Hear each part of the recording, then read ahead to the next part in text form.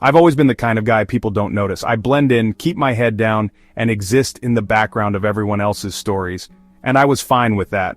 That is, until Elijah. My mother told me about him. He was the kid of my mom's new boyfriend. The first time I saw him, I knew he was different. He wasn't just another popular guy, he was the guy everyone wanted to be around. Quirky, confident, effortlessly charming. People gravitated toward him like he carried the sun in his pocket. I had no reason to cross paths with him, and I knew he wouldn't know about my existence. Until one unfortunate afternoon when my notebook slipped from my hands and skidded across the cafeteria floor right to his feet. "Hey, this yours? Yeah, thanks, no problem. Elliot, right? Yeah, I'm Elijah." He extended his hand like we weren't complete opposites, like he wasn't the most talked about person on campus and I wasn't someone people forgot existed 5 seconds after meeting me, like he wasn't my future stepbrother. I shook his hand, barely able to breathe. That was the first time he smiled at me. It wouldn't be the last. After that encounter, I couldn't get Elijah out of my mind. I found myself looking for him, lingering near places I knew he frequented. I wanted to talk to him, to know what it felt like to exist in his world, even for a second, but I was bad at it. Every time I tried, something got in the way. He'd be surrounded by friends, laughing too loudly for me to interrupt, or he'd be deep in conversation, flashing that signature grin at someone else.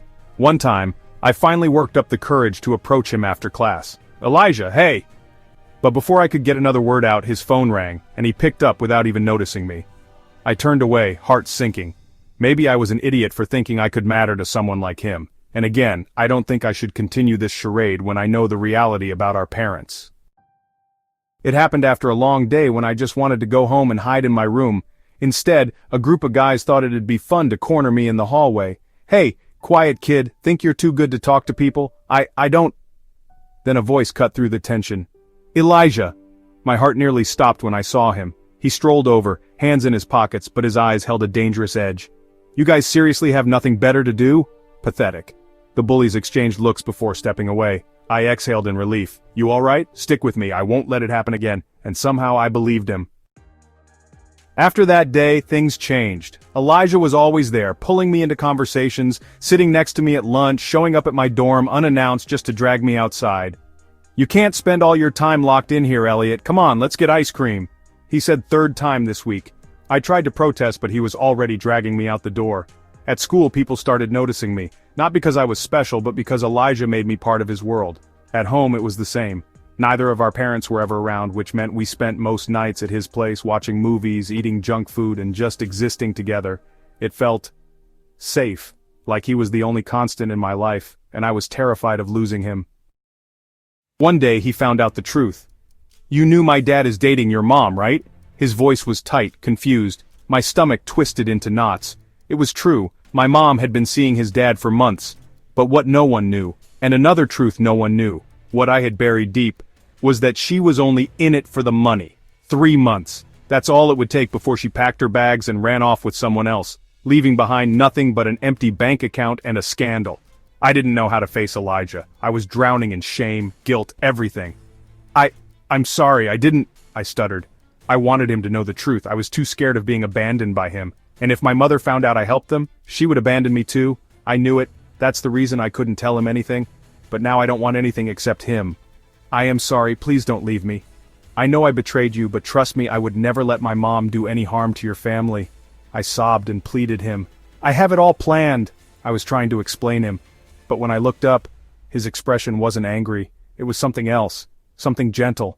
Before I knew it, his arms were around me, holding me together when I felt like I was falling apart.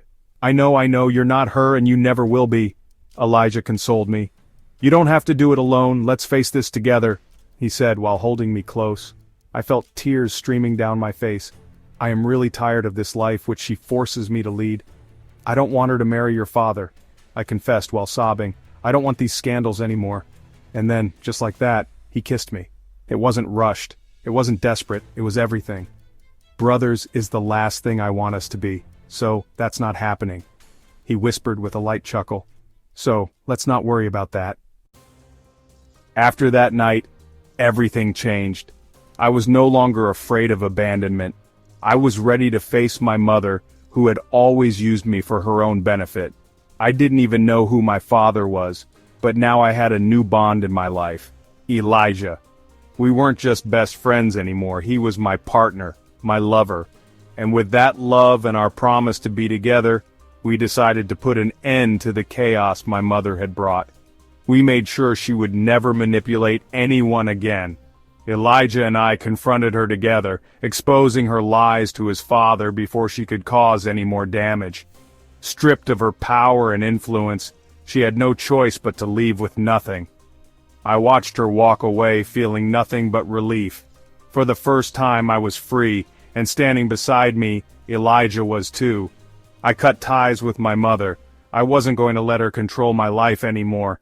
Elijah's dad eventually came around, supporting us in his own way.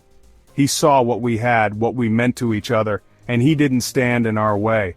For the first time in my life I wasn't alone, and I never would be again.